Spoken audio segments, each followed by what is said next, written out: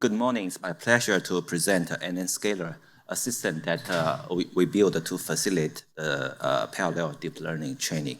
And this is a joint work with our intern from USTC, Zhiqi, Ning, and a few other colleagues from Microsoft Research. And unfortunately, my student cannot get his visa, so here I am. So in the past few years, we have seen that the scale of a neural network grows significantly. It actually grows significantly outpaces the growing capability of modern GPUs. So as a result, it's a common practice to train a neural network with multiple GPUs. And parallel deep learning training requires a plan. So what is a parallelization plan? Well, if you regard a neural network as a data flow graph, a parallel training specified how you partition the graph and how you perform spatial and temporal scheduling on the partitioned graph. And it is worth noting that parallelization plan affect the end-to-end training performance greatly. Now that the problem is that it's difficult to find an efficient parallelization training plan. Given a model, they could have many operators, and each operator may have many partitioning choice, as well as the placement and the temporal scheduling choices. So it combines into a very large search space for parallelization plan. And the situation could become much worse if the model and the cluster size is very large. So the system community actually spent a lot of time to research on a very efficient parallelization plan. For example, data parallelism, tensor parallelism, and the pipeline parallelism are well-known good practice to support efficient parallel training for existing mainstream deep learning model. And recent work actually combine different way of parallelization training into a relatively larger and more flexible parallelization plan space. It's called 3D parallelism. So it is the current practice is that we define a well-studied search plan and limit the plan search within this predefined search space. And however, the original search space could be much larger. And later on, I will show that it is possible to find a better and more efficient parallelization plan out of the existing search space. Okay, so to address this fundamental problem about larger search space and efficient search plan, and we build nnScaler with the 3 steps. The first, we advocate 3 primitives that allow developer to compose arbitrary search space for the parallelization plan. And the second step is that during the construction, we allow to apply constraint so that the search plan can be significantly reduced. And lastly, with the reduced search plan, we can apply conventional search algorithm that to empower the developer to find their own search efficient parallelization plan. Now let me go into the details of the design. So first, let me introduce the space construction primitives that for developer to compose the search space for parallelization plan. It basically consists of 3 very intuitive primitives. The first one is called OP-trans. It basically transforms each operator into choices of sub-operators. And once you transform the operator, we provide an OP called OP-assign that allow you to specify a set of devices this partitioned operator can be mapped to. And finally, if multiple operators can be scheduled to the same device, and these operators are independent, so we need a primitive to specify the order of the execution.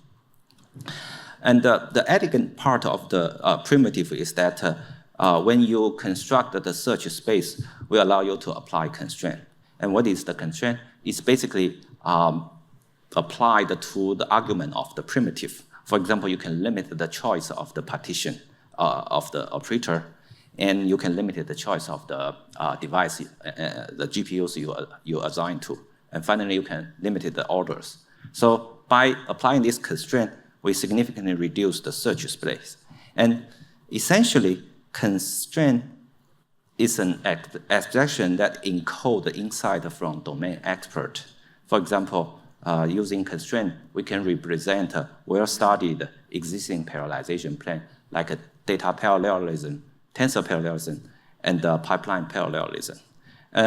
For example, for tensor parallelism and data parallelism, the constraint is the same, but the OP transformation policy can be, the choice can be different. And more interesting part is that the constraint can be used to define a new search space for emerging models. And I will revisit the details of the new plan later. Okay, with the newly constructed parallelization search space, we apply a two-step search policy to find efficient parallelization training plan. And the first step is to identify possible transformation and placement choices. And we do this by minimizing the execution time of the entire model. And we do this by using conventional data dynamic programming and integer linear programming to find a possible solution. And after that, we decide the temporal ordering by minimizing device utilization, by maximizing device utilization. And we use a scheme called a tensor that we recently published in this year's HPCA to find the result. Okay, with the found parallelization training plan, we also need to materialize for the final execution. And in order to achieve that, we need to take additional consideration.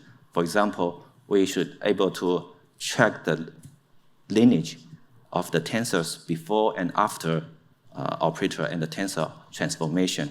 And we also need to insert necessary communication primitive to preserve the equivalency between and after the transformation. Also, the communication primitive need to be efficient. And also, during the transformation, we may accidentally introduce some error like a loop in the data flow graph, and we need to check such problem to avoid potential failures. And finally, we need to materialize the plan into executable PyTorch code for the final execution, the training of the model. And we use an abstraction called a V tensor and the P tensor for the potential to address the potential issues for plan materialization. For the details, please refer to section 6 for the details of the implementation. With that design, now let's look at some of the new parallelization plan we discovered. The first plan, it's called a co-shard. Co-shard is a little bit similar to tensor parallelism. It partitions an operator into multiple pieces. The very difference is that instead of assigning the split operator into different and disjoint devices, co-shard is allowed to assign the split operator into the same device and execute the operator, the sub-operator, sequentially. And this way, it can reduce the peak GPU memory usage and reduce the communication cost. And sometimes it actually can perform better than tensor parallelism, especially when the GPU resource is limited. And we have applied co-shard to neural network with large tensors. For example, for vision transformer, we apply it to the pre-train with high fidelity images. And for the language model, we'll apply it to language model with longer context window. And the next plan is called the 3F1B, which is designed for AlphaFold. And AlphaFold requires 3 separate forward paths and 1 backward path during the parallel training. And by carefully analyze the dependency across a micro batch, across the 3 forward paths, we managed to reduce the pipeline bubble to improve the training utilization. And the next plan is called the interlaced pipeline. And the interlaced pipeline is specifically designed for a model with, for example, large embedding table. And the idea is quite simple. We basically split the large embedding table and assign it evenly to the multiple GPUs. And with the rest remaining resource, we applied the well-known SPMD parallelization, and then we get the interlaced pipeline. Okay, now let's look at the evaluation performance of the new plan under the controlled environment.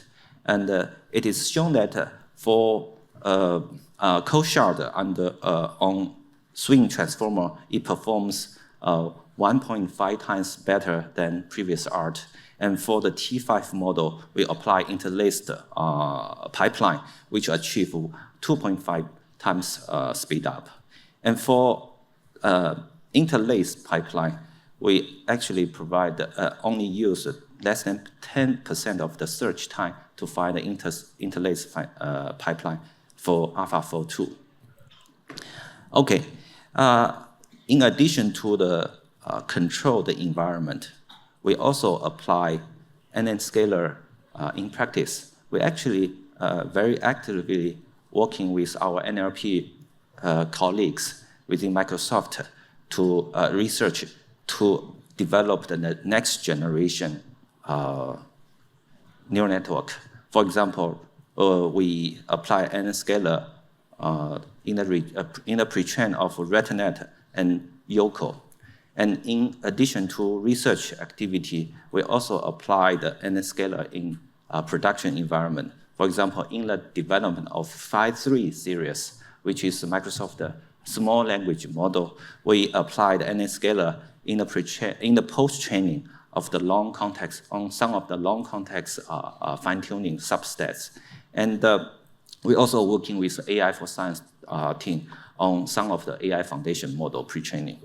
And then nnScaler has been tested and run in different types of GPU, including AMD GPU and different generation of NVIDIA GPUs. And we we run the pre-train scale up to 512 GPUs. And the largest model we tried so far is 92 billion weights. And we're working on an even larger model currently. So in summary, in nnScaler, we advocate to use the primitive and the constraint to achieve training flexibility and efficiency. And we build nnScaler as a very powerful tool to facilitate the future model training. With that, thank you, and I'm ready to take questions.